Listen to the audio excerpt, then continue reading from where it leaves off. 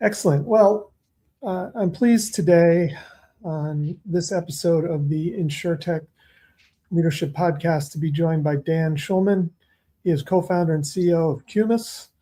Qumis builds attorney-trained AI that helps brokers, underwriters, and claims teams read and interpret insurance policies, the work that used to take outside counsel and a data team.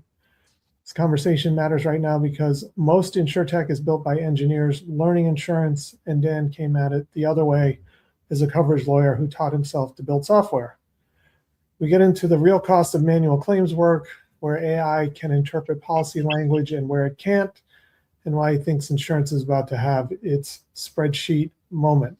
Welcome, Dan. Thanks. So happy to be here. Yeah, excellent. So anything you'd like to kind of add on to that or just open with before we kind of get into some more questions? That was a well-written opening. No, I think excited to kind of be sharing my perspective as a former operator instead of a technologist, where I started my career deep in the weeds on the forums, analyzing coverage, with representing large global carriers and cleaning up a lot of messes, which is a big part of my inspiration, and excited to have the conversation. All right, so a little bit outside the box question to start, but you've said claims adjusters are basically practicing law all day. So, what does the industry underappreciate about that job, and just, how claims operates these days?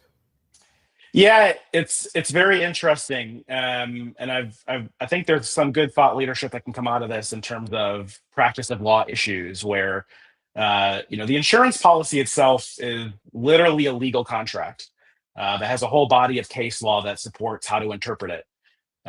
So if you're an adjuster and you don't have a JD after your name, what are you doing every day? You're reading a legal contract and making opinions off of it of how it should be interpreted and likely would be interpreted in a court of law.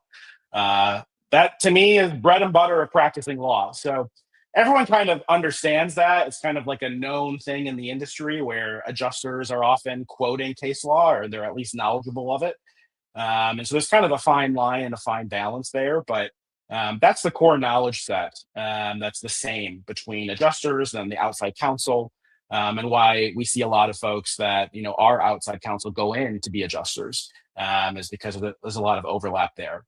What that means is that there's a lot of opportunity to have legal style tools for the frontline adjusters, particularly in the more complex claims and complex lines that are basically acting like lawyers. But it's a little bit of a different document set and workflow problem than traditional legal tech has set out to solve. So was that sort of what you observed and caused you to want to start this business, or was there some other sort of triggering event or something like that?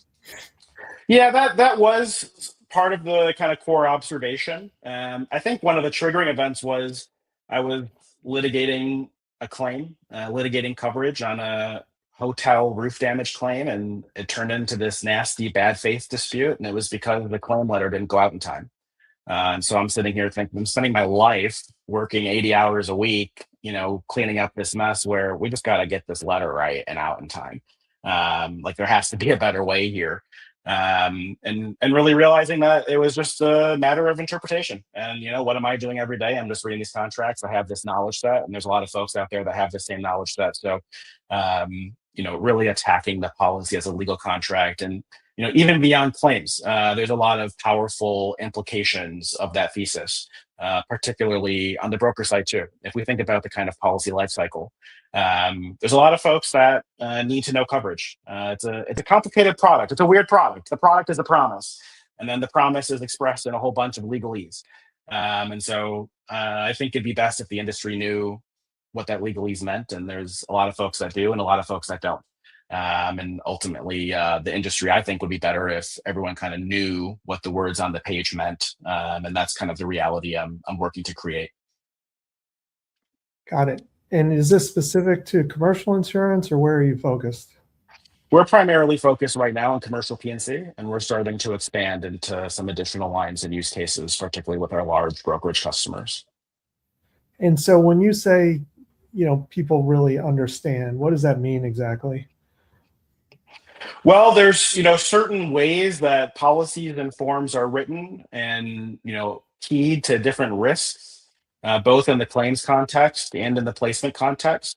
The broker is largely acting as a risk advisor and a risk consultant. What are the risks that your business is going to face, and what insurance products exist that are best keyed to those specific risks? I think that's part of, being a true insurance advisor. And that takes a lot of expertise and a lot of knowledge, which is often tribal and is often in very seasoned and experienced folks that have seen a lot of stuff. And chances are they're not going to be working in the next 5 years. And so that, that's where, the talent crisis comes into play, which, we're all kind of familiar about. But in my mind, it's, right now, if you haven't seen something before and you have a question about it, usually you pick up the phone and you call the person that you think does know that. Chances are that person isn't going to be there in 5 years. So what does that world look like? And how can we continue that kind of, you know, true insurance advisory at scale in the kind of changing talent landscape? I think that's a big problem. And I think AI is uniquely suited to help solve that problem. So you talked about, at points in your career kind of being deep in the weeds of things, but is this a deep in the weeds problem, or is it things at kind of a higher level?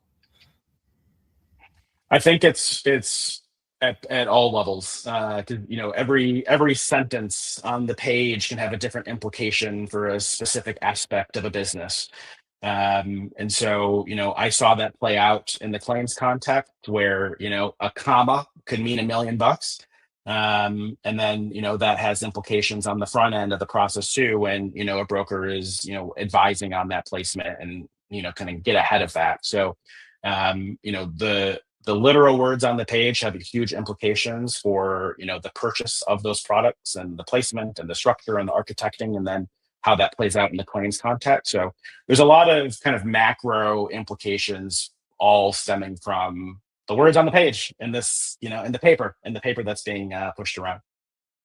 So I have a close contact who, talks about how too many people in this industry don't read the words on the page and don't really understand. And many times has been referred people who he's had to explain that, you actually aren't covered for what you think you're covered for.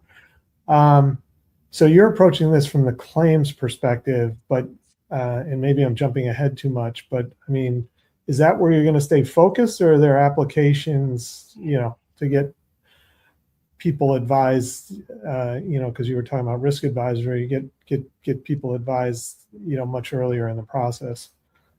Yeah, we're actually getting a lot more heavily involved in the risk advisory part of the process as well. So we started with a focus on claims because obviously that's where the rubber hits the road. Yeah. But then we wanted to take a step back where, for exactly what you just identified, having the folks selling the insurance in the first place have that level of expertise as well to be able to provide that true advisor and get ahead of those issues. We found a lot of appetite and applications for the same technology there. If everyone can read a policy and understand it like a true coverage expert, obviously that helps claims a lot, but that also helps a lot of the advisory and placement as well. Yeah. So is it, I guess my question is, how do I think you're working with a number of top organizations already. So how do they see the value in your solution? Is it saving them from that, the comma situation that you mentioned, and, saving millions of dollars in one instance? Is it time saved? Is it, some other efficiency metric? Is it sort of all of the above, or how do they think about it? What are their pain points that you're addressing in the way they think about it? Yeah, it's really all the above, but I think it focuses on probably three main areas. The first is obviously time savings. That's table stakes for any AI solution. You can just do things a lot faster, and I think that that's going to be increasingly commodified. Obviously, any AI tool with the right person and the right poking and prodding can get to some efficiency gains. I think the second is E&O exposure. So, the cost of an oops whether that's in a claims context or in a placement context. If you're, placing a book of business with a type of business that you haven't seen before, or you're kind of stretching a little bit, you don't have the expertise there, getting that expertise quickly to avoid any potential E&O issues. That's a big one. But then the third is really more, particularly on the broker side, on the advisory side, more of the upside. We've seen brokers and producers win business by identifying gaps that were very significant in the kind of previous brokers program and kind of architecture for that business. So there's a lot of upside in terms of how can we use AI to be a strategic weapon to grow the revenue of a business. And if how what we're interested in is how can we get a junior broker to act like that of a seasoned broker, particularly in kind of a new business context, and being able to aggressively pursue additional business opportunities and RFPs and things like that. So there's the time savings, table stakes. There's the E&O exposure. And then there's the revenue upside of being able to grow your firm as a challenger using AI to compete against bigger firms that you might not have been able to do before. So you have built some software yourself, and I don't know if that's how much you're doing that now still, that you've raised some money and the company has grown, but is there kind of a way that you've developed an AI solution, or Qumis has developed an AI solution that is different than others because of your background or the approach you've taken to learning and building software? Yeah, so yes, Qumis thinks like a lawyer. There are certain principles that lawyers follow when they're analyzing policies. And those are, how judges analyze insurance coverage disputes. So we've built our own reasoning models that go hand in hand with various agents that we've built that go alongside those that are key to specific lines of insurance and various tasks that also use our own knowledge and other expert knowledge, where this entire system is orchestrated top to bottom to act like a team of experts, particularly thinking like a lawyer. So there's a significantly higher baseline accuracy. And with our experts that are constantly benchmarking our platform, we have like a 97% lawyer agreement rate on the outputs coming out of Qumis, where they agree with everything that's coming out.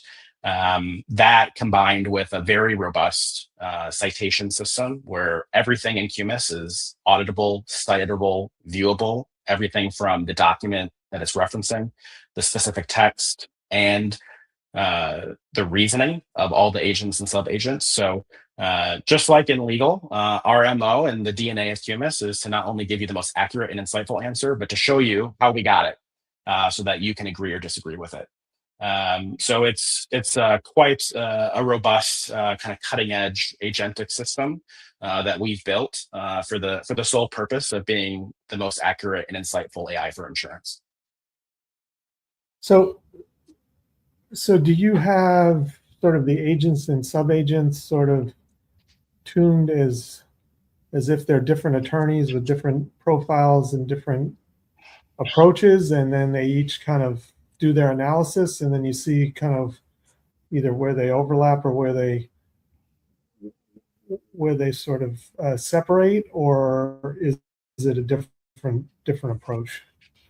That's generally the approach. We call it the bench. So when you ask a question in Qumis, our master Qumis agent will assemble a bench of experts, just like a top organization would, to go look at different things and look at different policies, look at different things. Those experts look for different things, and then it all comes back together and gets synthesized into a final output and answer.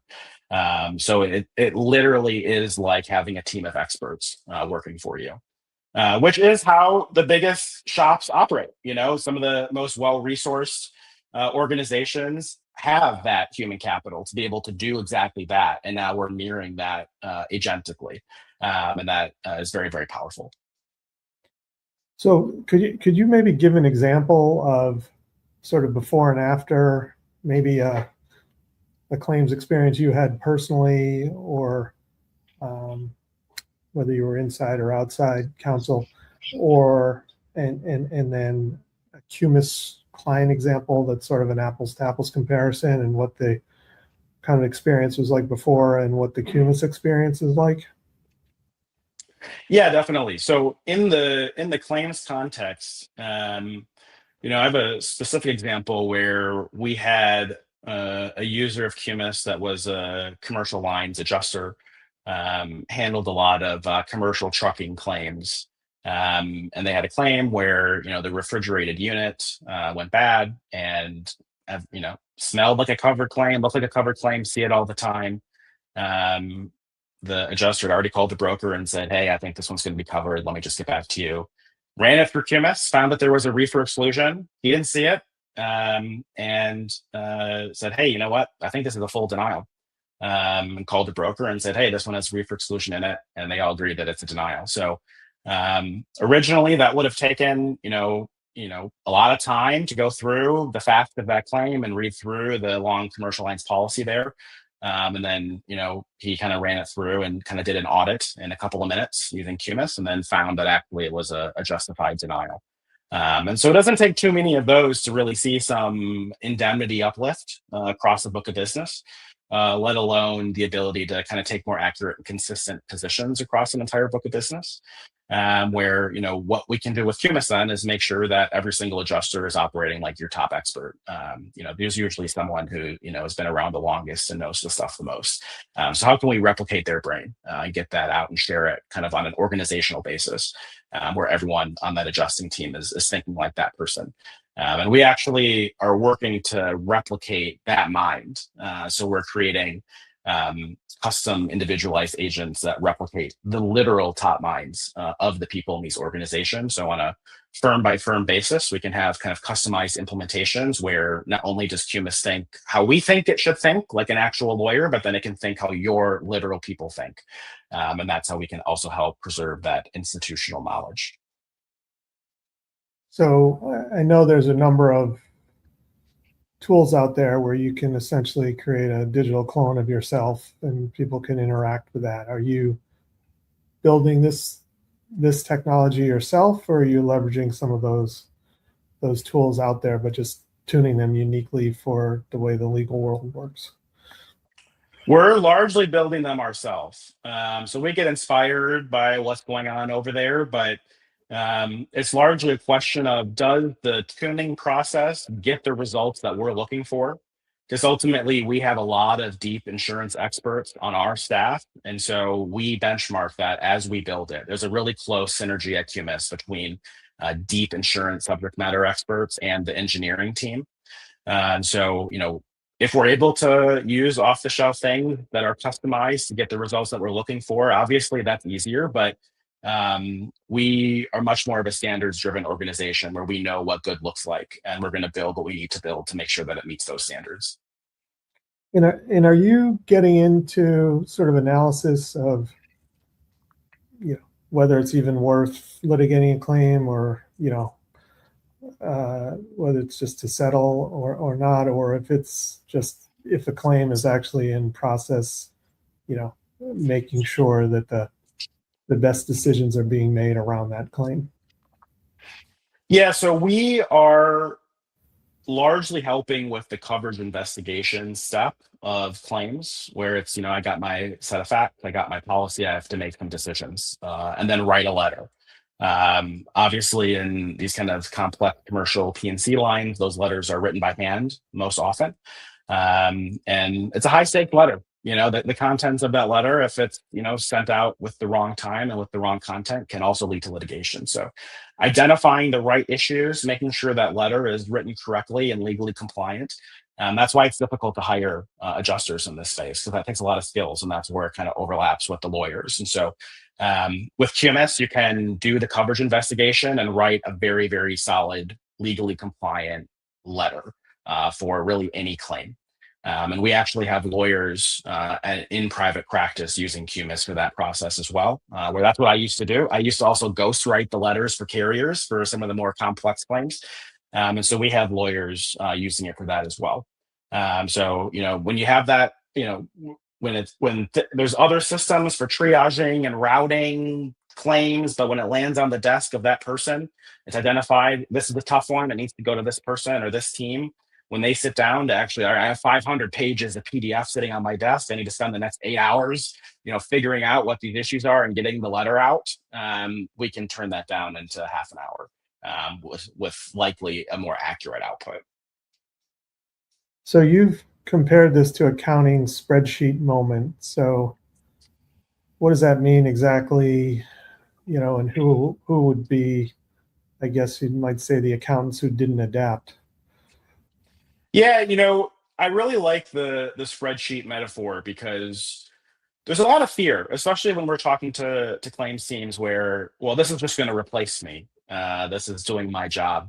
I don't think so. I think there's a lot of strong AI evangelism, particularly coming out of San Francisco about AI and AGI being able to do even the hardest stuff. If that is true, I think we're certainly years away from that. And this is one of the hardest things that you can do with AI. And I don't see humans being displaced anytime soon in this process. And so, usually, the metaphor that I make for folks that are afraid about this is accountants were afraid of Excel because accountants spent a lot of their time, tabulating things, doing the math, doing what Excel does. So when Excel came out, they kind of had their existential crisis moment as a profession of, what are we going to be doing? This is going to replace my job. But now, accounting is a more sophisticated profession. All that time and energy and intelligence went into figuring out new things and new ways to do the function. And so now we've seen an explosion in the past 20 years of what accountants do and the different tax methods and accounting methods, and all of that intelligence and creative energy went into other avenues because they didn't have to sit there tabulating things all day. And so I think we're going to see a very similar thing with some of this insurance knowledge work with AI, where it's not going to replace jobs. It's just going to allow that creative energy and intelligence to be outputted in more productive ways, where who knows what it's even going to look like to handle these claims in 5 years. But I'm very confident there's still going to be humans doing it. So you might not know any different, but I do know you worked at a pretty well-known startup prior to this in the Insurtech space. But what are the pros and cons of being a lawyer founder? Well,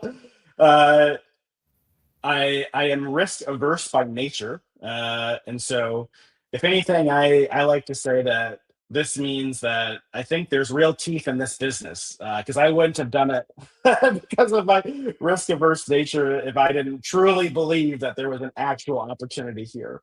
Yeah. Um, but I think the flip side is that I'm a very, very structured and methodical thinker.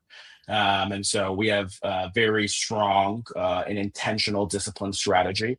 And I'm always kind of thinking through things and thinking through the second and third step. And I think my lawyer training really taught me to kind of think very methodically and comprehensively.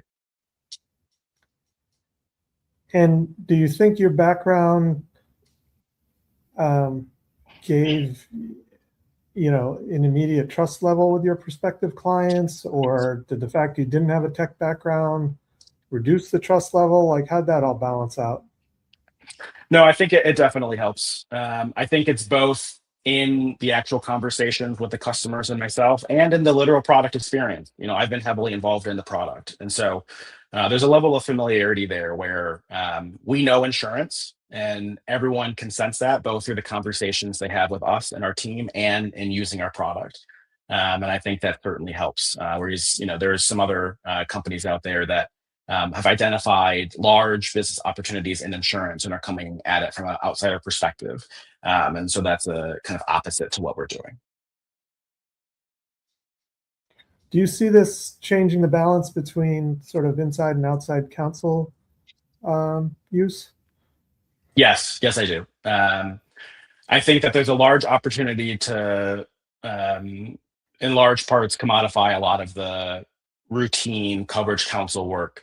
I don't think litigation is going anywhere, but I think there's a large swath of routine coverage questions that are regularly outsourced to counsel. both for capacity issues and just for there's some gray areas where those can be that service can be provided a lot faster and a lot more economically, and it's going to kind of change the economics of when coverage counsel is engaged and how. Both in terms of the cost, but now with these types of insights coming from an AI platform, adjusters can steer the conversation. They can say, "Hey, I don't need you just to review this entire file. I need an answer on this specific issue," and so that can also limit the scope and the spend. So you talked a little bit about how you're getting into the risk advisory side, but if you look 2-3 years out, is this sort of a broker tool, a claims tool, or is it sort of a layer that underlies all of that? I think it's a policy tool. It's an intelligence tool. I think if you are a insurance professional and you're touching policies and using the information contained within it to do your job, that can be made faster and more insightful using Qumis. And so we're starting primarily with commercial P&C, and where we see folks touching the policy the most is in the claims context and in the advisory context. But there's a whole lot of other contexts where people are control Fing through documents and relying on their lived experience to make decisions. So we want to help augment that judgment. We want to capture the judgment, augment that judgment. So if you're reading a policy and making a judgment call, we want to help you do that. If you were advising a claims or brokerage leader who's starting to have FOMO, but hasn't really done anything yet, what would you recommend they do first? Move. I think AI isn't going to replace humans, but humans using AI will. And I think we're already starting to see some of the firms that are more aggressive in adopting AI start moving and shaking. I think it needs to be very intentional, though. I wouldn't just pilot for the sake of piloting. I think there's the firms that do this the best that we've seen attack it from a very structured approach. What are the desired outcomes? What are we looking to do? What are the desired outcomes, and how can we measure that? And that's kind of how we get beyond some of the time savings value proposition, because you're going to get time savings. You could use anything, get time savings, but I think just having a process and I would say not letting too much bureaucracy get in the way. I think there's an impulse to go the other direction in organizations as well. Although we need to spin up a committee over here and spin up a committee over there to deal with all this stuff. I think that's going to block. You got to start at least testing these things now and seeing what works and getting in front of the change management. All right, great. Dan, it's been great having you on. Anything else you'd like to touch on before we wrap up? I think this has been a great conversation. No, I really appreciate the time and the opportunity, and really excited for folks. People can go to qumis.com, check out what we're all about, and excited to continue conversations like this. Yeah, we'll make sure contact info is in the show notes, and so people can track you down. But Dan Schuleman, co-founder and CEO of Qumis, thanks so much for joining me on the Insurtech Leadership Podcast.